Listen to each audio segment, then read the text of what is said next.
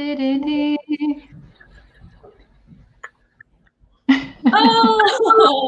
hello. Oh my gosh, it's loading very slowly. Welcome to Nerdist Book Club. Hi. Sorry, I have the giggles.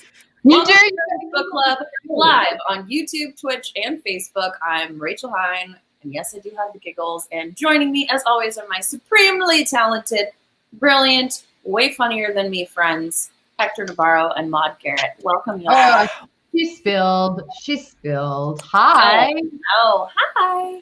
So last time I drank red wine, I woke up and my lips were swollen. Ooh, allergy or something? I think so. I think it's like new allergy. That's a bummer. Red wine is definitely a thing of the past. So I've got a hard kombucha.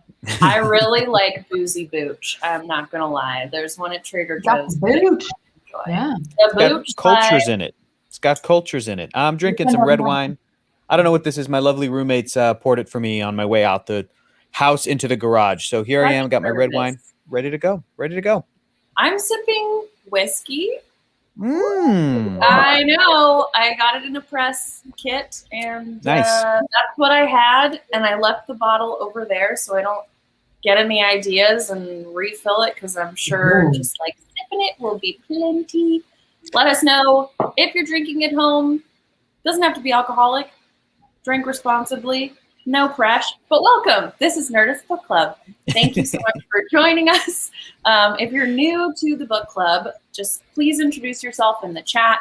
Let us know what some of your favorite books are. We definitely want to say hello and meet you. Tonight, we're continuing our read-through of the second half of the second book in the entire Shadow and Bone trilogy by Leigh Bardugo. So we're reading the second half of Siege and Storm. If you missed our earlier episodes on the first book or the first part of this book, you can head over to the Nerdist YouTube channel to catch up before you come back to this one. Also, we have a poll. Make sure that you go and vote for our next book, because once we're done with this trilogy, we're going to have something new to read. And because Hector has been so patient and so positive while we've been reading a lot of fantasy and a lot of YA, it's a Hector-themed poll. So go to the Nerdist Twitter account, vote right now. We'll announce it next week, and that will be our May book. But you guys are very nice to do that. I said you did not have to. I would be happy to read anything and everything. But you two were very nice, and you were like, "Oh, we feel so bad." So and I haven't tweeted what I want yet. Like, I'm going to give you a chance. There's one book in particular where we have a great opportunity should we go with that book, and I've heard rave reviews about said book. So, and it was on sale, and it might still be on sale on Audible. So, so all signs are pointing to this book, but go Mars. This is going to be great. This backfired immensely on you, I know. Rachel and Maude, as soon as they put Princess of Mars, I was like, why? Oh, wait. What was the one that you wanted? Trek. Red shirt. Wrong one. I'm championing the wrong thing, but Rach wore a red shirt. So, yay. No, you were talking about Murderbot, right? We've got Murderbot, Vicious. Yeah. I mean, I want to read all of them. They're all great. They all sound great. They all sound awesome. The Carter, I mean, I feel like it would be good for my education to read more Edgar Rice Burroughs. I'm sure I read him when I was a kid. Not that, but like other books that he wrote. It's fantastic. It's gonna be a win-win for me, because either we'll pick something that everybody will enjoy, or a thing will end up winning that nobody except me will enjoy, and it will be a win-win to talk about that with you two. So it'll be great. Exactly. It'll be fun. On Twitch, we've got Mike D. Shield saying Night Angel Trilogy by Brent Weeks. Can I just say that is such an amazing trilogy. I read it about 9 years ago now, but when I was doing Geek Book Club, the first iteration back in 2014, I actually was I chatted with Brent Weeks. about the series, and it's really great. It's like high fantasy. I think it's really, really well done, and it kind of follows. It hits a lot of tropes, but it's really great. Yeah, everyone loves that. So if Maude gets her fantasy on and is able to continue to sway the votes, then that would be cool. And I could probably get Brent Weeks on as well, so that would be fun too. But that's a good one. It would be fun to do. Since we've done some polls, we've picked some based on the sort of calendar release of adaptations, like with Shadow and Bone.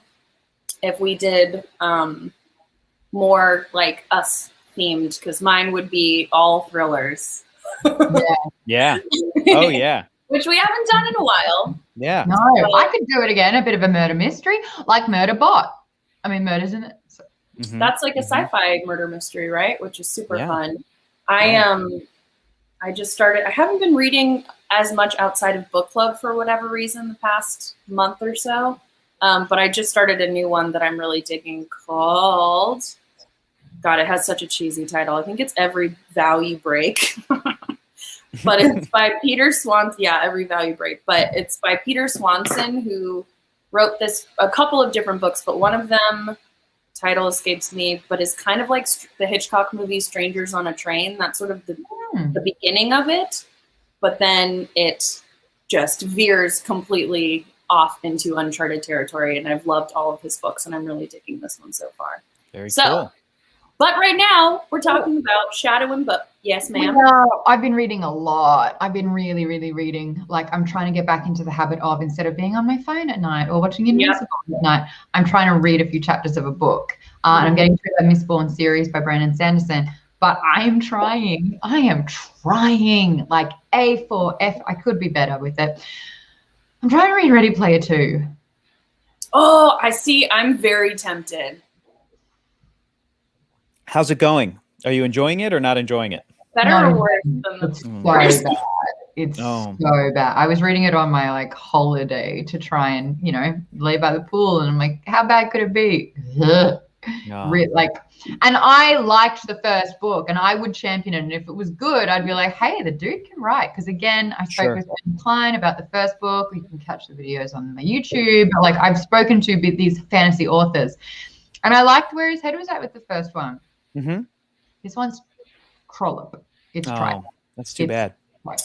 I think there was also an opportunity between this first and second Ready Player Ones. Like, the first book got so much attention, and there were so many people, analyzing it and talking about it critically, that there was an opportunity for the second one to be like, oh, the author like heard a lot of that stuff and addressed it or adjusted the story, or whatever, or just anytime you're doing a story that has anything to do with technology, and there's years and years that go by. And in the case of Ready Player One, it's about internet culture. It's like, how much has changed since that first book came out, and how much do we? Yeah, it's 2012. I think it was published. Yeah, we think about internet culture very differently today, and it's only been 9 years since that first book was published. So, yeah, I don't know if our episode where we read Ready Player One in the previous version of this show that was on a streaming service, but we're rolling out those kind of classic episodes. You can see lots of different hairstyles from all of us. So we've been doing this since 2016 for folks who are new. So it's been a journey, but we did Ready Player One. And the first time I read it in 2012, I loved it. And it got me back into reading after getting my English degree and being just burnt out on books because I read it was just so many words to write and read. All right, brag about it. Okay. Brag about it.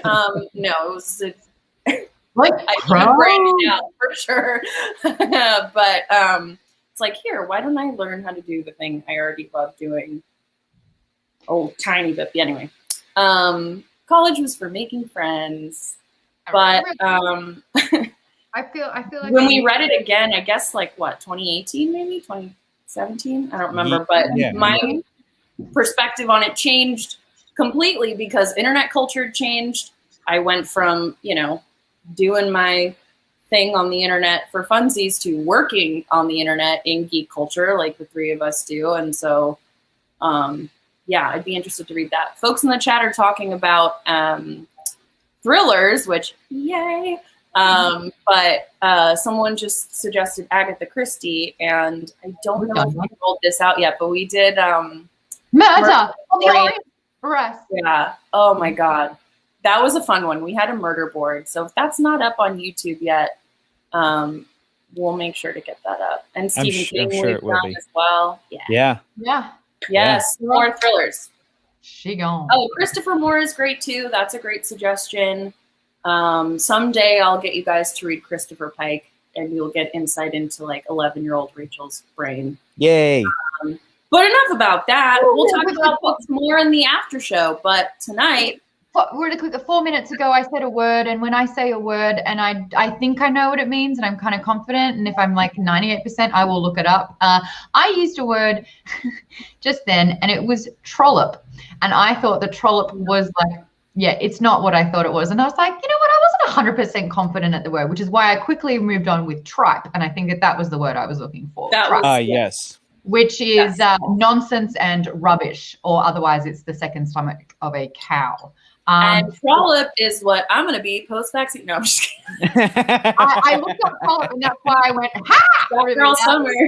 Because a trollop is a woman who has many casual sexual encounters or relationships, and the archaic version is a female prostitute. So I just wanted to rectify the use of that word, but I learnt something, and it's a great word. We all did, Maude. Trollop. Nailed it. Thank you. Now we can move back to the book. Okay. So, Siege and Storm. We covered the first part last week, but shit goes down at the end of this book. I want to get both of your reactions in the chat. Let us know what you thought of the second half of the book and the ending. Hector, you start. I'll go first. I liked the first part of the book when these characters are on the run. I was very invested, and I liked Alina and Mal and seeing where those two characters would go. I didn't like when the plan then became, let's go back to the castle, let's go back to the courtyard, let's go back to playing politics, and it was well done. It's just stuff that just wouldn't interest me as much.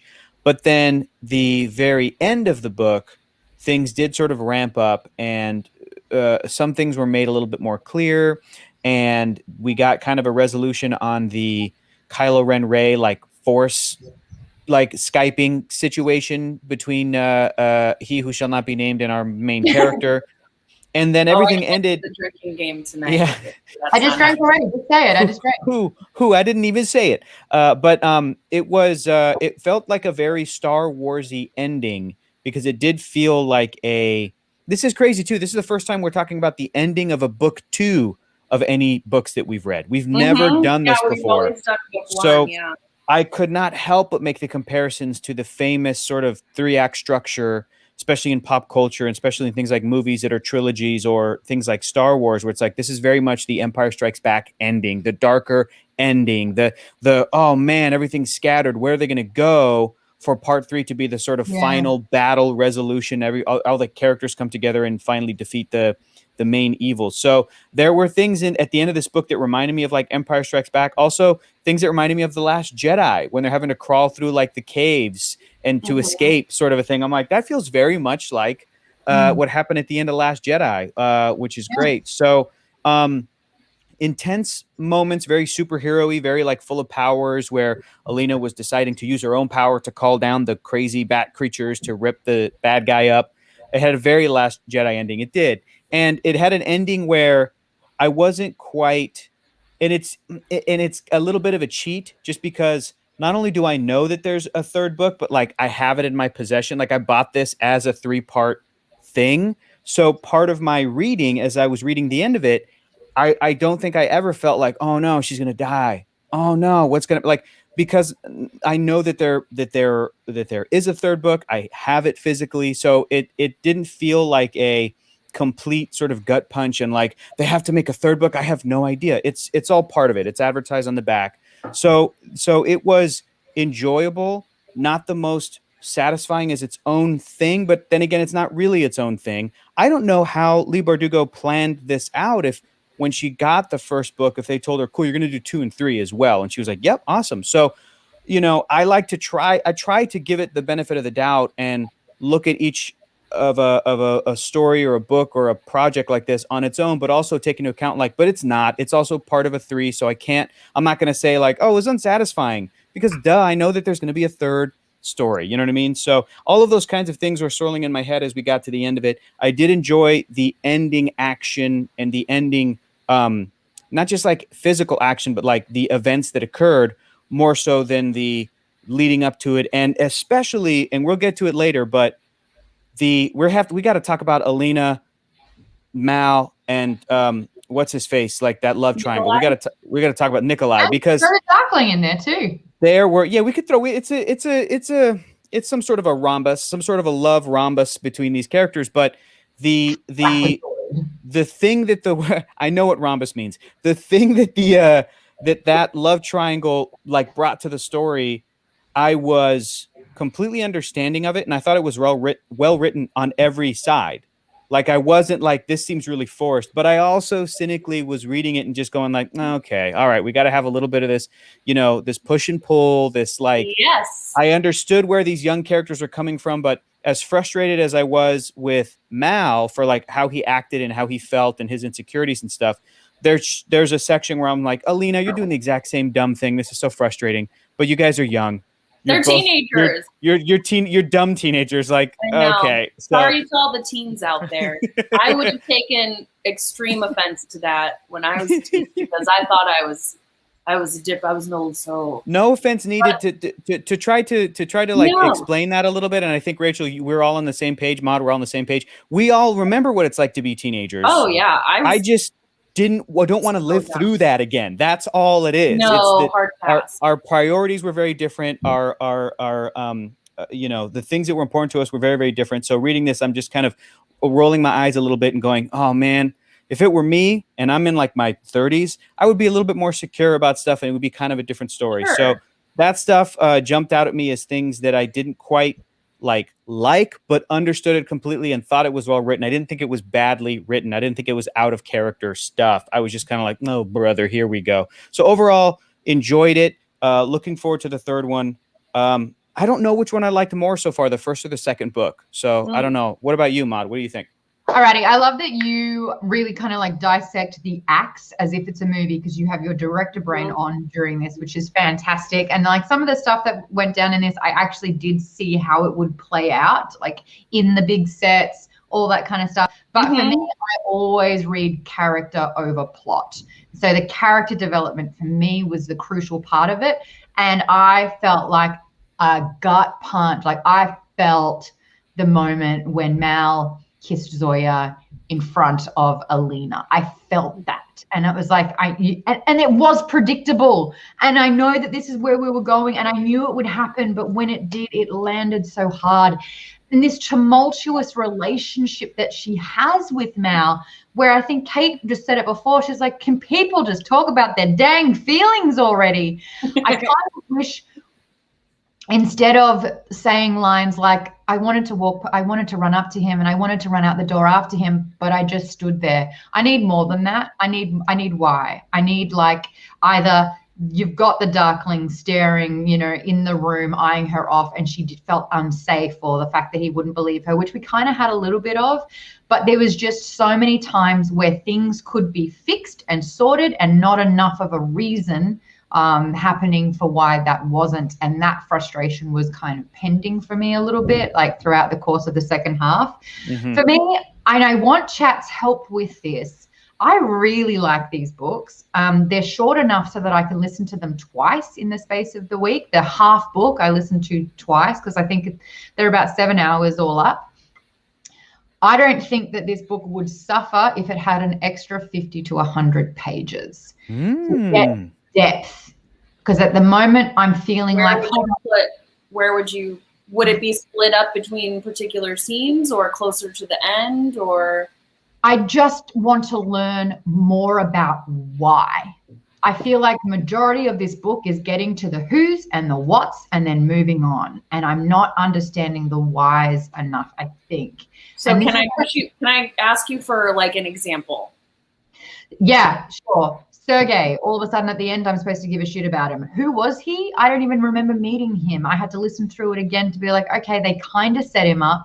And if we're going with like this is a script instead of, and like we're using a writer's brain for a movie, each one of these characters got about 2 lines of dialogue before they were. And I think for me, if you want me to care, I need to know about these people. Paja, who is she? She said 2 lines of dialogue. She sat next to her in the meeting, and then we saw a little bit of growth because she spoke up a bit and she was dead. And I think that we just didn't have enough depth to it. I still don't have enough of an understanding about that. She goes back to the little palace and there's a looming threat the entire time. I didn't feel that. I didn't feel like it felt a little surface level the entire time for me. And it's like, when you've got conversations like this is happening, but I don't really know how to think about it. And it's like, we need to sit down and think about it then. I need to learn. I need to yearn, you know? The Dork Lord S has a great comment here with the lore, more lore. It's so interesting because I'm hearing what Maude is saying, and I'm like, I also would have really liked that. But at the same time, again, I'm going to keep making the comparisons to Star Wars because they both feel very mythic and very fairy tale and very like base level and in a good way, not in a bad way. When I'm reading Alina, I can still, as a 33-year-old guy, transplant some of my own self into this character because I think this protagonist is designed that way to be not the most, but versus, again, the book we just came off of reading, Patrick Rothfuss's The Name of the Wind, that is a very specific protagonist. That main character, we understood his opinions, his beliefs, his philosophy, his motivations, and we spent the time in that character's head. And this book is still first person, and we're still spending time in Alina's head. But I think that it is a little purposefully, a little stepped back so that young people can read it and kind of see themselves as Alina. So what Maude is saying is like, I think, and correct me if I'm wrong, Maude, but like between each chapter, when a very emotional character-based moment or decision happens, and we will get somewhat of an explanation, I think Maude is saying, let me get a little bit more to chew on, where Alina will tell us, okay, why did you just stand still? Why didn't you run after that character? Or even if you can't quite describe as a young person, and we've all been there, how we feel or what we're feeling, because everything is complicated and complex and very dramatic and very interesting. Maybe even to have more moments where Alina as the main character tells us that, or Alina as the main character can say, I can't get a read on Mal, earlier in the story. Like, he feels so distant, he feels this, he feels that. And we've gotten little pieces of it throughout the story, but I think Maude is saying, give us more.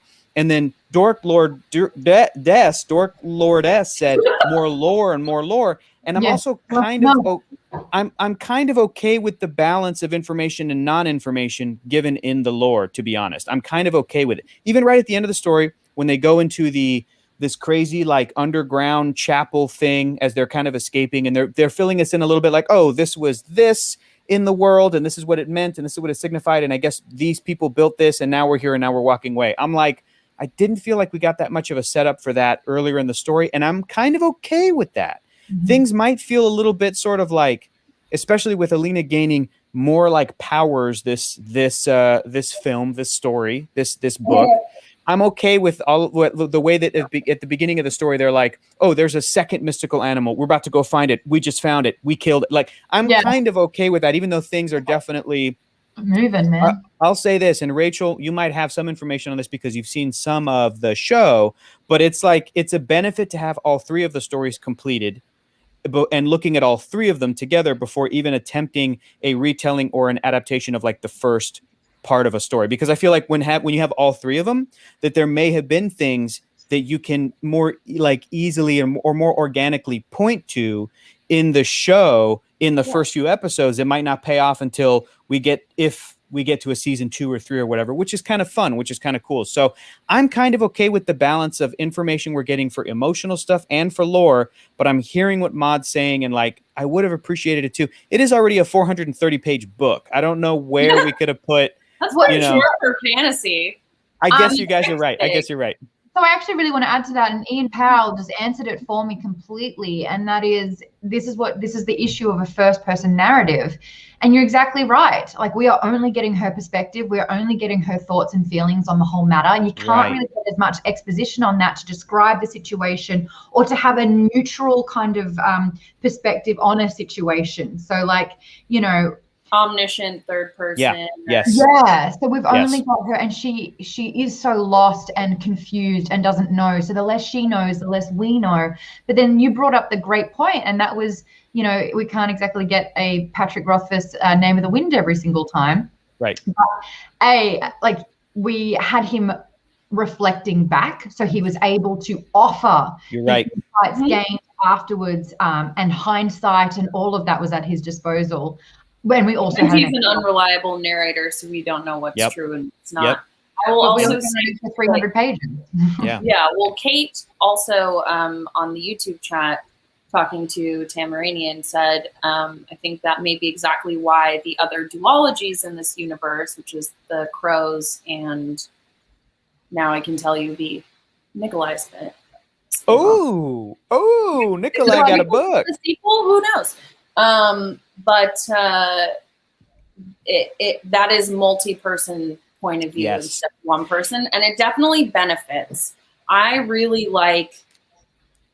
like two perspectives in a narrative, 2 or 3, and the audience or reader gets pieces of the story from the 3 of them, but they don't necessarily all know, or things like that, where you can kind of play with it. But I agree. I think that for Alina, who also frustrates me generally, but I also think about what I was like as a teenager, and it's especially as she like a lot of the questions that I'm hearing, and I'll just kind of say, generally speaking, I think that in this book especially, not only is Alina, suffering some form of PTSD from everything that's happened to her, she's also always felt isolated and alone and invisible, which she kind of reflects on in the last little section of this book, and her arc there. But she's also afraid of her own power, afraid to show that she wants that power to be like the Darkling. She feels completely disconnected from it's almost like dissociation, or when you feel alone in a room full of people, it feels like she's feeling that all the time. Sure. And she is so lost in her own turmoil and doesn't feel like she can really, like, Mal is afraid of who she's becoming and kind of, taking everything so personally. Nikolai makes everything a joke, even though he's super cute. And those are her 2, like, that's it. Yeah. She doesn't have anyone, She needed a mentor. And I realize this only just this particular moment right now, so bear with me as I completely interrupt the conversation. But in the first book, we had Bagda, Bagla, who was a mentor figure who provided exposition, provided purpose, provided insights. But she was never nice to her. Like, she's never been like a mentor figure that had that information and could actually really clearly like set up the guidelines. But because she doesn't know how to use her powers, she doesn't understand the goal, she doesn't understand why, she just has this desire to fulfill the trilogy of, like, all of the mythical creatures to build out the amplifiers. If you had sort of like, I really think that, the chat is destroying Zoya at the moment, saying she was a poorly written character with very little purpose except to make sort of like Alina jealous because she goes after Mal. But for me, it just showed that Mal had another option if she said no. I thought that in the first book, I would agree with that. I think in this one, they show that she's still willing to work with her. They don't have this. And even at the right before the birthday dinner for Nikolai, after she's seen them kiss, she in her head even has the conversation of, like, it's not Zoya. Like, I'm hurt because of Mal kissing her. Like, it's not. So I feel like it develops a little bit more in this one. It definitely does in, like, I think that she becomes a much more interesting character. And again, these are the first books that Leigh Bardugo wrote. She has said, like, I would do so many things differently. And I think Sure. and they were written, several years ago. Some of the, kind of obvious tropes are being subverted a lot more now in writing. And I think she even also said, and I may be wrong, but correct me if I'm wrong, I think in some interview she also even said jokingly, like, yeah, I wouldn't have done the first person view, like knowing what I know now. Yeah. And I think we kind of keep hitting the same points, but like if this character Alina was even more emotionally mature, but she can't really be because of her life and her upbringing and her background and stuff. But if she was a main character who, even if we could not get the benefit of knowing what was happening in each other character's heads, but if Alina was telling us, oh, I think that Nikolai is going through this, I think Mal is this, I think this, that even I think that would have provided a little bit more of the why that we were looking for. But I'll also say this too, for as thin or thick as some of these characterizations are, I still think that you can analyze this book. I still think that the actions that Alina and Mal and Nikolai and everybody like do make sense. And I still think that you can, I think you can even have like a psychologist look at this and be like, here's why Alina was doing what she was doing here. Well, I think those blocks are there. I think the building blocks are there. Yeah, sure.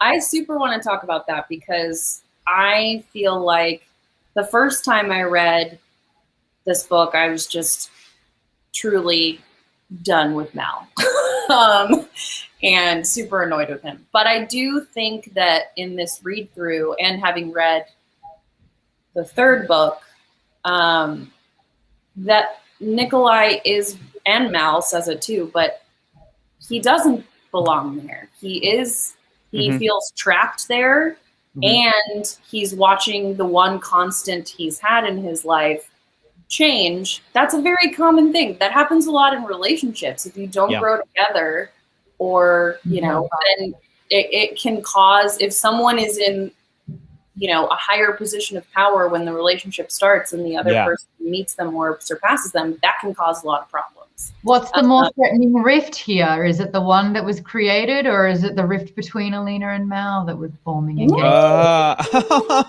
at you! Oh, cheers to that, Maude. Fantastic. But I think too that Alina is deeply depressed, and she is just trying to get through this whole thing and do the right thing. She doesn't know how. She doesn't feel like she can be herself with anyone. And she feels this guilt for her power, for wanting that power. And someone in the chat was saying that they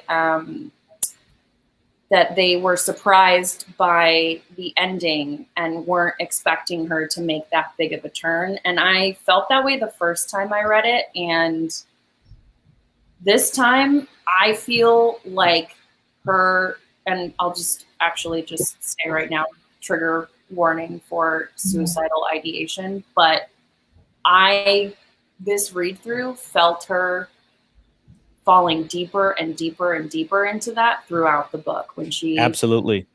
And I think that's a big part of it. And of course, that's my analysis, and not like, yes, Leigh Bardugo would have written things differently with more experience and time, but just that resonated with me because it feels like she is just trying to hold it together. She's trying to not, blow everything up with her power. She's trying to not hurt Mal, figure out how to save all these people. Part of her doesn't even want this. And I just think she is so caught up in all of that inner turmoil that everything she's doing is reactionary. And she doesn't even have the emotional bandwidth to think about any of this. She's just like, everything is bad all around me all the time. And somehow it feels like it's my fault. And I can understand that feeling. And to me 100% understood. And to add on top of that, the person that feels the most, she feels responsible for his happiness, and she's seeing him deteriorate as well. And she feels, because like that was a really powerful moment at the end where she's like, I was trying to kill him, and I was trying to set you free from not only the place that I've brought you to, but from me. Yeah. Because you're giving up everything in your life for me, and you won't even let me do that. But I also think that was one of the questions I had, talking about the very brutal end. But do you think that, I mean, I think we will all agree, but that when she is facing the Darkling, do you think that she knew about the connection, or do you think she felt it in that moment and then took advantage of it? How did you all interpret that? Dude, that's a good question. I mean, I don't know. Go ahead, Maude. Go ahead. No, go ahead. And I'm back. For me, I thought it was like this sort of like hallucination, a lot like what we'd seen with Kylo Skype and all that jazz. But then when he was like starting to shapeshift and like become Mal, I was like, that was terrible. That was so wrong. That was like violating. Yeah, that is, I think I can love a villain, and in the beginning of, I think throughout the end of the last book, even though he's clearly evil, but you get that sort of galaxy brain of like, well, he has lived thousands of years and watched all of these people die, and like, what does he think in his head? But that scene and then everything at the end is like, okay, we're done. Yeah. We're done. No, I agree. It's classic, like narcissistic. He has that kind of power, so he's going to abuse it. Even if, like you're saying, Rachel, even if this entire story, he's like, I'm the only one that understands the best way to keep peace in this land and blah, blah, blah, blah, blah, blah. You could maybe even convince people, but as soon as you do that, as soon as you take advantage of people like that, it's a violation, but it's like a very like when that was happening, I knew that it was the Darkling. Let me take a drink. When it was happening, I knew it was because listen, man, I've seen X-Men movies. I know how Mystique works. I've read those comics. Like that power is such a tantalizing storytelling device that you can get such a betrayal. And it was such a good little reveal, and I was expecting it, and then it happened. I got to take a quick drink. Hang on. There's some great comments about Mal, like back to back in the YouTube chat that I want to read real quick. Distant Ignition says, Mal is a disaster. He's just so insecure. This was from 5:32 p.m., so it's a little back. He's just so insecure and doesn't speak his mind when that's the opposite of what we've been told about him since day one. I agree and I disagree. It's interesting because there it is. Because it's like he doesn't speak his mind, but there were a few times where he did. But I just think that it happened too little too late in the sort of Mal and Alina storyline. Next comment right after that. Miss Necromancer, as a Mal hater, I can definitely appreciate his character on a level of my friends have outgrown me, and that feeling sucks when you're being left behind. And just to go off of that, like, I think that it's a really tricky balance to try to do this. I think that when it's done well, it can seem very romantic. But when a character, or even in real life, and I've felt like this sometimes, I think it's romantic when you say, oh, the person I'm with, I don't deserve them. They're much better than me. They're up here, and I'm lucky to even be, that I think is a romantic idea potentially. And I feel like sometimes in the story, it can be very toxic. It can, and I think that I'm giving Mal. This situation does not feel healthy. I'm giving Mal the benefit of the doubt. I'm giving Alina the benefit of the doubt, but I think that both of those characters at one point in the story feel like they aren't good enough for the other. Alina at the end being like, he doesn't belong. I've kind of ruined his life with asking him to come with me and do this thing. And Mal the entire time being like, you belong in another world. You're much better than me. You're high status. You're high society. Like I can't live in this world and I can't give you what you need to do. And it's kind of sad on both parts, but I can kind of see that like attempting to have that idea of, I'm just some idiot. And she's like the most powerful, most important person in the universe. Of course, it's not going to work out. So I'm just going to go get in bar fights. Like and it can come across, if it's not done well in a story like this or in any story, it can come across as emotionally manipulative and all that other stuff. Then the comment right after that, Game Wizard says, I'm done with Mal, not because, oh, wait, I lost it. Oh, wait, it's for, hang on, let me scroll back up. I'm done with Mal, not because of the cliche relationship tropes. I'm done with him because he is too small picture and doesn't see that letting Alina sacrifice herself, they win. And I think that's a brutal comment. I think that's super mean to admit that Mal is. It's the second time, though. But to admit that Mal is is too small picture. I'm like, that's exactly what he thinks about himself. He does think that he is too small picture. But the idea that it's, which is true, but the idea that he wouldn't allow Alina to sacrifice herself because he loves her too much. I'm like, that's storytelling 101. That's a classic myth, that's Rose Tico saving Finn and being like, we're not going to win by killing the things we hate. We win by saving the things we love, is such like a core storytelling thing that like it's I hope that it doesn't come across as, and maybe it did, and maybe this is an issue of the storytelling. I hope that it doesn't come across as like a male character robbing a female character of her agency, where she makes a decision and he's like, nope, I'm not going to let you do that, because that's tricky too. That's but it's how like, I read it the first time. Everything Mal did, it felt like, why are you? She's already struggling. Right. I get that you are too, but she has the whole weight of this world on her shoulders. Mm-hmm. And you're like, just full. But on the second read through, I have a little bit more empathy from him. I do want to also, I wanted to call out a comment. There's so many great ones, by the way. Shout outs to all the chat. Yeah, really well done. Really well done. Someone was saying, distantignation. Wow. Wow. I'm going to that. I have an English degree. Words are my job. But we've heard every single one of her thoughts. I think we would have known if she was planning that, which was my question. And I agree. I think that she really was ready to sacrifice herself, A, to save them, B, because she doesn't want to do this anymore. She already thought that when she snuck out of the palace and gets surrounded by all of the pilgrims and followers of her / the apparat, which we need to talk about.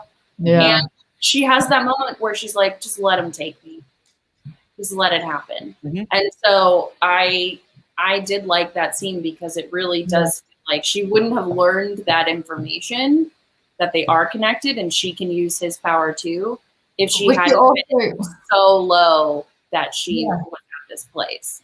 And I don't know if you've ever been in like a near-death experience and had an attitude towards death. I have, and I was like, oh, okay, this is fine. And I think that like, the plane started dropping, and everyone was like, ah! And I was just like, okay. Like, really weird. Yeah, it's like when I realized, like, oh, okay, if it has to go, like it has to happen, I'm okay with it. And there's nothing you can do about a plane crash. I relinquished myself to it. And I think that like for her, she realized that death could be an out and it didn't scare her. Mm-hmm. Yes. So that helped compound the final sort of like thing where she's like, wait, now I realize why he didn't want to kill the secret and combine up even further. Now I realize that I'm not only in control of his monsters, but his power, therefore him. Now that I realize that I'm okay with dying, and if this is why, if I sacrifice myself and end this once and for all, great. Mm-hmm. I also want to go back to a comment here from Game Wizard in the chat at 5:41, 2 minutes ago, 5:41. Game Wizard, look at that. Lee is on it. Game Wizard said, yeah, but we're talking about Star Wars now. Finn's death wouldn't have done anything. Alina could have killed the Darkling and stopped the terrible things to come. I get that he loves her and doesn't want her to die, but come on. I can argue against both of those points. First of all, Finn's death wouldn't have done anything. That's not true. Finn's death could have stopped that huge laser beam cannon from firing into the wall, which would have made the decisions of the rest of the hero characters different, where they were like, okay, now that is at the end of The Last Jedi. They're on the salt planet. The cool little ice foxes go into the cave, and smooch. Finn's heading toward the smooch. So it's like, with the smooch. Plus with Finn, that character had already become a little bit of an urban legend, and by the time we get to the next movie, everybody knows him as the stormtrooper who defected, and so who knows what his death, if it would have like made him a martyr. I don't know. I'm just saying it's a little unfair to be like, his death would have been meaningless. It could have done something and changed the story maybe, but the whole point was that Rose Tico coming in being like, it's more important that we can survive to fight another day, that we can survive and help each other and save each other. Because as we know, there was a third Star Wars movie. Back to the point about Alina. Alina could have killed the Darkling and stopped the terrible things to come then. Yes, absolutely. But I don't think it's a bad choice on Mal's part for him to think, and I don't know what he was thinking other than he loved her, but I know that my story logic comes in and I'm going, there's a third book. Of course, Alina is going to be still the protagonist. It's not just going to divert. That would have been crazy if like she dies in this one and then the third book's about somebody else. Like that would be amazing. It would be amazing. Yeah. Yeah. Very like, cool. But I talking about, because I want to try to hit a couple more points. Because we'll keep talking about Mal and Alina's relationship. All I was going to say was that Mal's choice, I think, will ultimately like bear being the right one, because we'll read the third book and we'll see how Alina being alive affects the story there versus if she had died at the end of the second book and become a martyr and, you know, save the, like, I don't know how things are going to play out, but I have a feeling that it was the right call to keep Alina alive, and we'll see that play out in the third book. So all I'm saying is that choice, whenever a character decides life over death, life over sacrifice, usually in these kinds of mythic stories, this is Captain America saying, we don't trade lives, Vision. When the Vision's like, we should just destroy my head before Thanos gets here. And Captain America, whom everyone loves and agrees with, is like, no, we're not going to do that. He ended up being right. Vision died, but then after everything that happened, his philosophy on that ended up being the right one, and the ones that the Avengers. All I'm saying is that this moment at the end did not feel like Tony Stark moment, where he sacrifices himself at the end of Endgame. We're not there yet. This is not the Endgame. Exactly. And someone else was saying, Miss Necromancer, I think that Mal was pulling a Star-Lord at the end of Infinity War. Well, I don't know. I just thought that was funny, but I don't know if that's a one-to-one comparison. But yeah, I agree, and I just before we dive into some of the other topics, I just wanted to point out because I have to, that at the end when the Darkling comes to kind of offer her this deal, he basically gives the Jareth speech at the end of Labyrinth, but his style that is like gaslighting 101, where he says, it's so upsetting. He says, you're the reason why I'm doing this. You're the reason, and you but you won't, and I have to continue doing this because this is what you have made me do. Triggering. Oh my God. That's why I was like, Darkling, I will never love you again.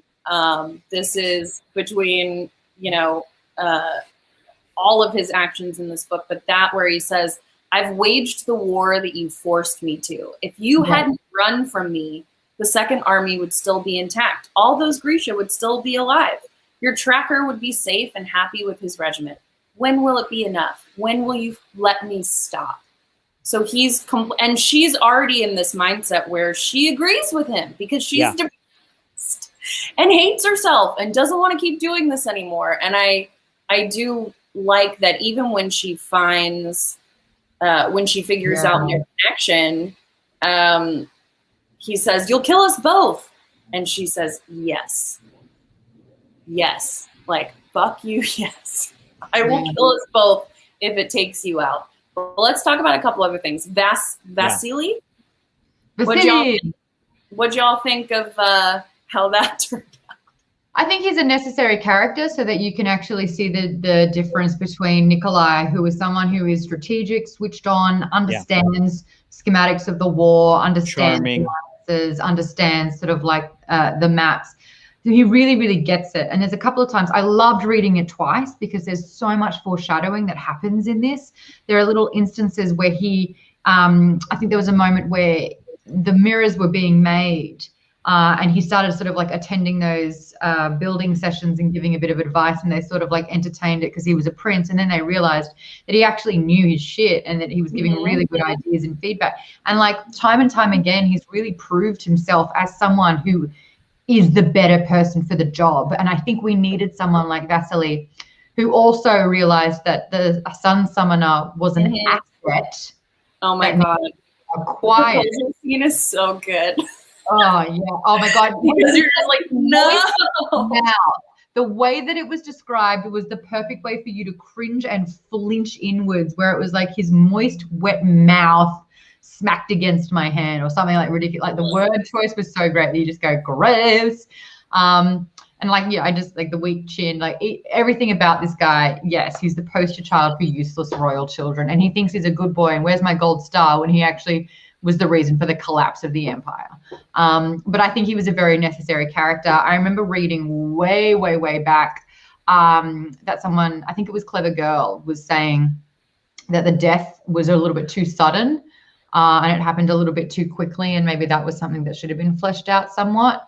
But him as a character, I mean, you're not supposed to like him, but you're supposed to see this wonderful juxtaposition between a switched on prince and a royal fuck up. Mm-hmm. Mm-hmm. Yeah. This comment is so real. Yeah. I honestly liked how sudden that was, because someone was saying in the chat that they thought he was going to die. I didn't think that. I mean, when they're at the dinner and you realize, oh my God, he has royally screwed us. Yeah. That I was like, oh, maybe he will die, but I didn't expect it to happen immediately. And I thought that was satisfying as a reader. And part of why the ending packs such a punch is they have been preparing the only way they feel like they can, because they have this like completely decimated army. All of, they're trying to figure out how to fight. So many of the Grisha defected with the Darkling. He's got these, terrifying creatures.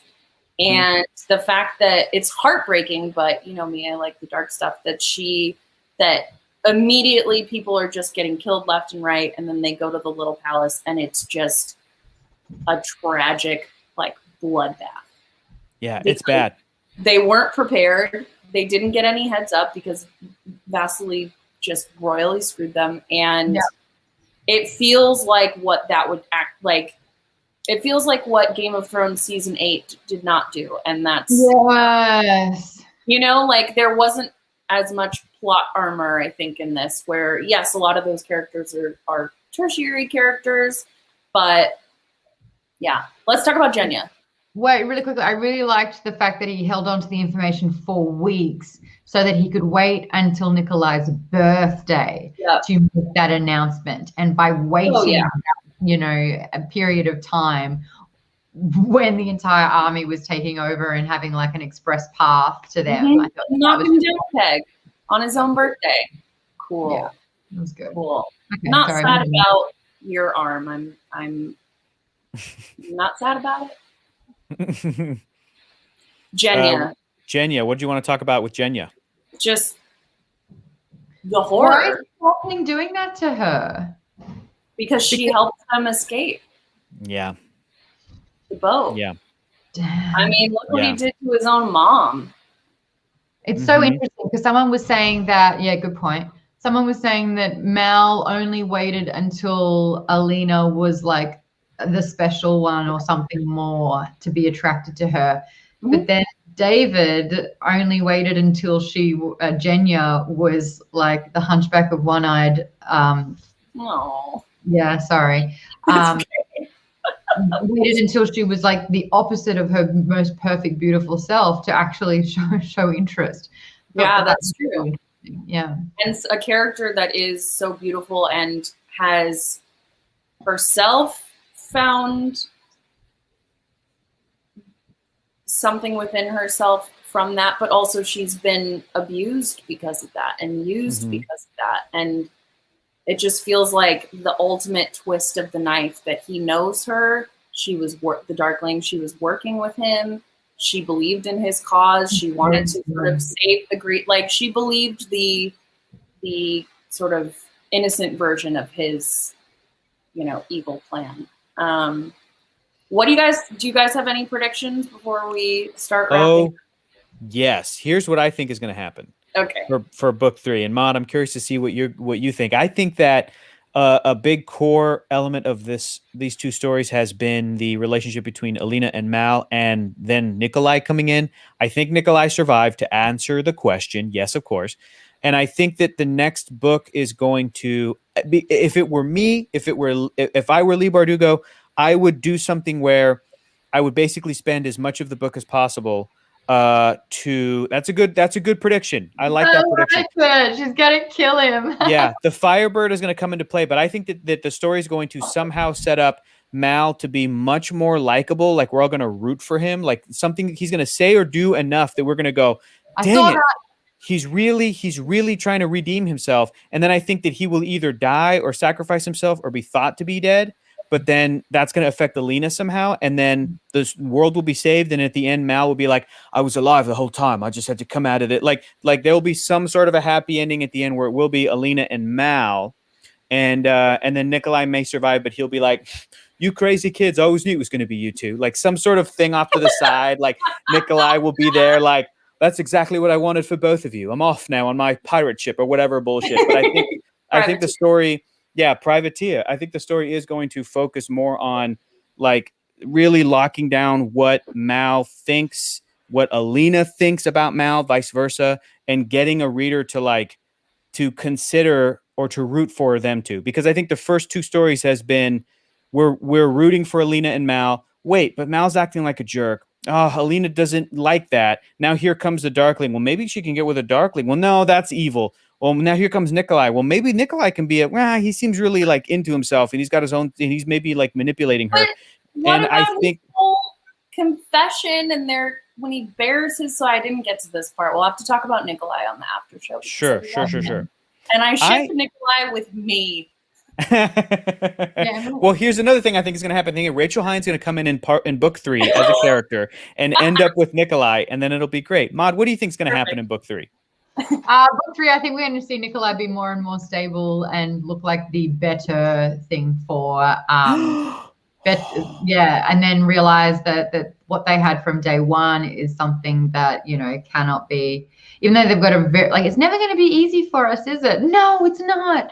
I think that Nikolai is going to feel a little bit third wheel with it all, but I think that they're going to realize that, having sort of the new crown, like potential crown, because I don't know what's going on with the king, but he wasn't in a good state anyway. He needs his queen, and she has to choose between what is the best thing for Ravka and what is the best thing for her. And I think that she's tried to keep Mal at an arm's distance, and it's destroyed both of them. So what it looks like if she leans into it, I don't know. You got the Firebird in there so she can get that second thing on her wrist. I really, truly don't know. But the Darkling's just a piece of shit, isn't he?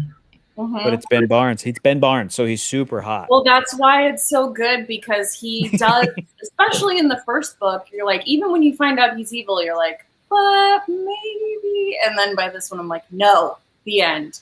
Don't forget at the end of this book, they are underground with the apparat and all of those followers. Okay, oh my gosh, are you listening to the audiobook? Mm-hmm. The way, hello, Alina. Oh, it's so creepy. It's so creepy. The way that I kind of love it though, because it's very upsetting. And that's not good news. Yes. And I actually really love that last section, because you start to feel this like Mal believing that where they are is a prison, and Alina's like, she knows what this is. This is a tomb. She can't feel her power, whether it's because they're too far underground or maybe she tapped herself out when she was struggling with the Darkling.